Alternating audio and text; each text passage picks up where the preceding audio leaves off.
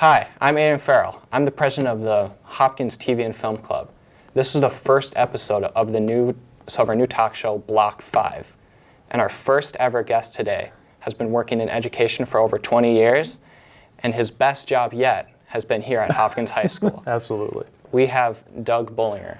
The man, Dougie B. I've heard that before. How's it going? It's going well. Yeah. How was Thanksgiving break for you and all that? It was nice. It was nice to get away. Nice to get away. Kind of turn it off for a little bit. Yeah. I did a little bit of work on Wednesday, and but then was back at it on Sunday. Yeah. So how about you? Good. I got an email from my principal on the break, and it freaked me out the entire time. I'm just kidding. But I was thinking about that. Was it kind of a jointly written email potentially? It was pretty nice. It was. It was a really. I could tell this guy's been writing emails a lot lately. Yes. Yeah. And collaborating with others perhaps on said emails. He seemed like a pretty smart dude. Yeah. Well, it's all about fooling the right people. Yeah. Right. I'm just kidding. But yeah. Thank you for that. Let's actually get to the questions. Okay. Hit me. Let's go, Doug. Okay, Aiden. All right. So just do me a favor. Just take me through. Right as you get to school, what do you do every day? Like, what do you do when you get in? Like, what's your agenda? Turn on the lights, fire up the computer, Yep. try to knock out a few emails before students start arriving.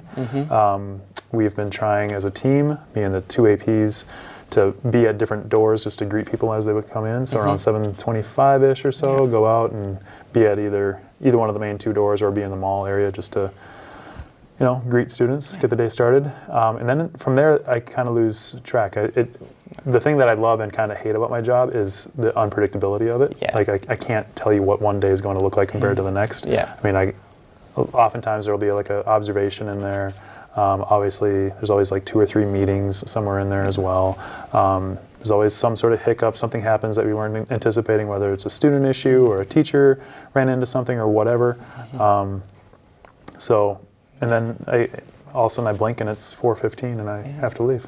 Yeah. You're probably just getting calls all the time of like, this thing's happening on the west end and this thing's happening on the south wing, and they're both happening at the same time. Right, on the walkie. Yeah, that happens. Just gotta work out. Yep. Or emails. Sometimes I turn around and I've got 50 more emails waiting for me. So it's lovely. It's a hefty job. It is. All right. It is. So you have been educating since what specific year, if you could tell me that? My first year teaching was 2000, 2001. Wow, that's so probably amazing. Before y'all were born. It was literally the year I was born, and you've been teaching. That's insane. Yes, you were a baby. So is there something you've noticed, like kind of just over the years when you've been teaching, like maybe a change for the good, or maybe something, not necessarily for the bad, but something you've like kind of noticed, maybe like a quirky type thing? Yeah. A couple of things. I think that students now, compared to when I was in high school for sure, and even my first couple of years of teaching, I think students are just way more in tune to what's going on in the world and more active in what's going on in the world, which I think is a great thing. I have conversations a lot with relatives or whatever, like at Thanksgiving, who are like kids, the kids these days conversations. I'm like, kids these days are pretty amazing. They're way better than I was when I was in high school because of just how tuned in they are to what's happening and how well they get involved in those things. That's one thing I would say is, I think, pretty awesome. One thing that I've definitely noticed, especially in the last 10 years or so, is just how judgy we've become of one another, particularly in the social media world. We're kind of mean. We're good, like maybe like outward, but we're mean to each other inward, and that's been a tough thing to navigate. All right. So this one is kind of tied to the last question I just asked you, but it's a little bit more open-ended. Just in general, how are you trying to improve like just engagement in the school? If it's how students engage with each other, maybe how they engage with teachers or the administration. How would you like to improve how that engagement works? If it's trying to change it, or if you're trying to just improve what people used to do, maybe. Well, I think the thing that, this isn't unique to Hopkins High School, but I think anytime you don't have a narrative, you kind of fill in your own narrative and you kind of make your own assumptions, and you kind of determine like the ladder of inference. Like, you infer one thing and then this must be true, and then this must be true, and then people start to just make up these stories about one another, and including teachers or including administration. So I think what we need to do is engage students more in, like, I was actually just having a conversation today with a student about like a liaison program sort of thing, like have a group of students who can serve as liaisons between students who are maybe having some sort of issue and administration, or between the students and teachers, or whatever it is, so that students are feeling heard first and foremost, and are being responded to. Yeah. I mean, last week we had a couple of listening sessions during lunch.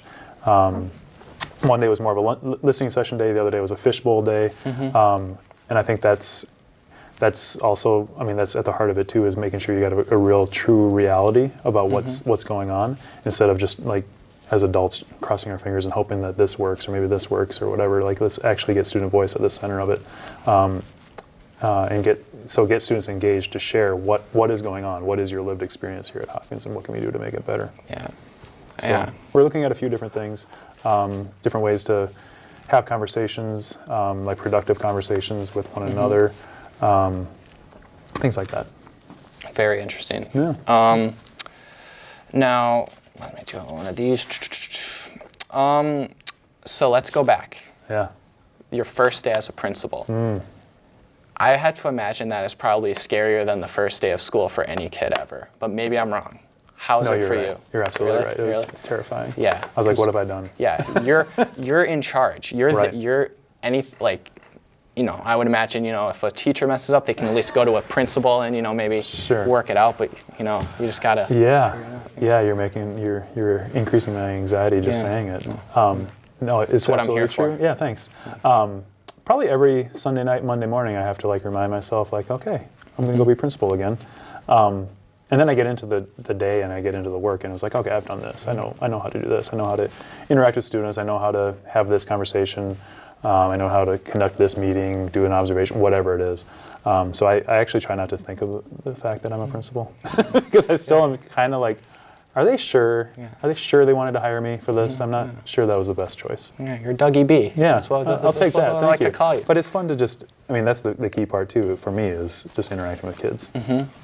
It's a pretty boring place without students. Did you imagine yourself when you were in high school, you were one day going to be a principal of a high school? Absolutely not. You didn't? No, I wasn't even going to be a teacher. You weren't even going to be a teacher. My degree's in chemistry, my undergrad. Yes, so be careful. A science teacher. Be careful, kids. Yeah, you might end up as a principal. I got my chemistry degree, and then realized that the reason I really wanted to do that was to teach chemistry, and then I ended up teaching chemistry and physics.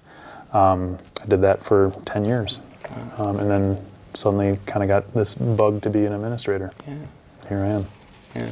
Now you're here. Now I'm here. Hopkins High School. Leave. Can't leave. No. Is that true? I can't leave? You probably can. Contract? You got to have a certain amount of money to leave. Do you know something I don't know? Yeah, I got to look at your contract today. Okay. I'm pretty good at investigative journalism. Okay. I'm able to take a look at that. I've heard that about you. That's good. All right. Yeah. All right. What do you think of students wanting to become teachers? How would you? So, what advice would you give them if they want to become teachers, or even students? Maybe are looking to be work in administration, like a principal or a vice principal, or. If you're going to go into education at all, I would say make sure you're doing it for the right reasons. Anytime I hear somebody say, "Yeah, but you get summers off," I'm like, "Oh, yeah, you're not going to last," because it's a selfless job, and you need to give a lot and a lot and a lot. And I think educators put 12 months of work into 10 months of time, and it's hard to. It's really hard working with other humans who sometimes just don't want to learn. And trying to find those ways to make the learning engaging and make the learning fun. So my advice would be, make sure you're in it to be truly make a difference. I mean, this sounds totally cliche, but to be making differences in kids' lives. Well, sometimes the most cliche answers are they're cliche for a reason because people say them all the time. Yeah. I have noticed that my mom's a teacher, she's an elementary teacher, and I've noticed how I think it's a good quality of her, and it's something I always strive to be. Yes, she doesn't come home and teach me, but that teacher mode is never off, and in a good way. She is always able to be there, and she's, when I was young and now that I'm older, she's just teachers. Yeah. I don't even know how to describe it, but I think people know she acts like a teacher at home in the best way possible. That's good. Mom, if you're watching this, I love you. So she probably sees you like other good teachers do, as a person versus this person that needs to live or needs to learn my content. I think that was the biggest thing for me as a teacher. My first 3 years, I was really content. I got to get these kids to learn this stuff. And then it shifted for me, I got to get to know the kids better as individuals, and then the learning happens a lot better. So well, that's very interesting, very good advice. All Just one more quick question, Oh. and then let's get to like the plugs. Okay. All right. Just what was it like in school for you, and does that kind of influence how you approach kind of life as a principal? Like when I was a high school kid? Yeah, when you were in high school. A long time ago? Yeah. Yeah. Scary time. Scary time, dark days, dark days. It really doesn't influence me much because it's so different. I think Yeah. high school back in the 90s was different than it is now. Yeah. And I very rarely think like, this is my experience in high school, Yeah. so I want to make sure this happens again in high school, or I want to make sure this doesn't happen again in high school. I think it's more about like, what are we learning research-wise over the last 5 to 10 years about student learning, about student relationships with teachers, whatever. I'm really not influenced much by my own high school experience. It's actually very interesting. Yeah, you almost learning more as a teacher about the students. For sure. Yeah, so would you say maybe the students are teaching the teacher? When one teaches, two learn. Yeah. How about that? There's a good line for you. It's a good one. That's a quote. Thanks. Yeah, use it. Thinking back again to my high school days, and your question earlier about like kids now versus whenever, I was just trying to put one foot in front of the other. Yeah. Like all I knew, I went to class and I did fine in school and I was going to go to college and that was about it. Yeah. But there was not much more beyond that. We were just goofing around. Yeah, Way more than kids do now. Well, okay, one last thing. Let's talk about the Hopkins Week of Service. Yes. I'm not going to really ask you because I know so many students are involved. Right. How would you, if you had to just explain it simply, how would you explain it? I would explain it as an opportunity for Hopkins students and clubs to serve the community outside of themselves. So our HHS Engage group is a group that's putting together the week of service. And it's not just them that's like organizing all the different events. Like, so they're engaging different student groups around different opportunities that students can take part in during lunch or after school or whatever it might be. I know they're still teasing out all the details about exactly what Monday's going to look like, what Tuesday's going to look like, Wednesday, Thursday, Friday, but it'll be great for I think all of our students to get engaged and help others in whatever cause like most speaks to them, and it'll be good I think for our community to see how great our students are and how service oriented we really are. Hopkins loves. Hopkins loves. Yeah.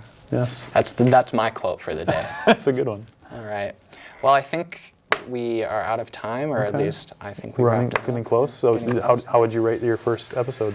I would rate this as whatever the people think it is, because We'll see what that's kind of the comments we life. get That's along the the life I bottom. decided I wanted to try to do. I wanted to be judged by others. For Good. you know. Yeah, it feels good. I get it a lot. Yeah. Being judged by others. All right. Well, thank you very much for Thank coming you. today. Thanks for having me. Thanks for I having appreciate me. it. Yeah. Yeah. All right. Thank you very much for watching. If you would like to join our little club here and actually work behind the camera, come to South 175 after school. We're a super cool group of guys and possibly girls. We include everyone. Yes. And then if you'd like to be on camera, be interviewed, there are multiple sources. We're going to have posters out soon. If you're watching this right as it comes out, we're going to have posters with little QR codes that take you to a Google form you can fill out, and we'll have all your information in there, and we'll contact you if we think you'd be interesting to be part of. This is all improv, guys. All right. Well, thank you very much. Good work. You have a Hopkins day. Love it.